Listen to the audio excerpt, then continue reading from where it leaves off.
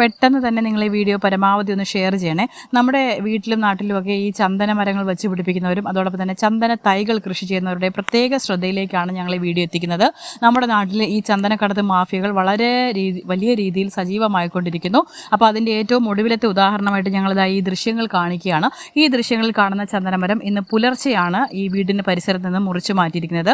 ഇത് കൊല്ലം ജില്ലയിലെ ആയൂര് അർക്കന്നൂർ എന്ന് പറയുന്ന സ്ഥലത്താണ്. ഈ വീട്ടിലൊരു അമ്മയും മകനും മാത്രമാണ് താമസിക്കുന്നത്. ഈ മകൻ ശബരിമല ദർശനത്തിന് പോയ സമയത്തിനാണ് ഈ മരം ഇവിടുന്ന് മുറിച്ചു കടത്തിയിരിക്കുന്നത്. ഇന്ന് പുലർച്ചെ ദർശനം കഴിഞ്ഞ് തിരിച്ച് വരുമ്പോഴാണ് ഇത്തരത്തിൽ മരം മുറിച്ചു കടത്തിയതായിട്ട് കാണാൻ കഴിഞ്ഞിരിക്കുന്നത്. ഈ വീഡിയോ നിങ്ങൾ പരമാവധി ഷെയർ ചെയ്യണം. കാരണം നമ്മുടെ വീട്ടിലുള്ളവർ പോലും അറിയാത്ത രീതിയിൽ വളരെ സൈലൻ്റ് ആയ രീതിയിൽ ഈ മെഷീനുകൾ ഉപയോഗിച്ചുകൊണ്ട് ഇത്തരത്തിൽ ഈ മരങ്ങൾ മുറിച്ചു കടത്തുന്ന ഒരു വലിയ മാഫിയ ഇവിടെ സജീവമാകുന്നുണ്ട്.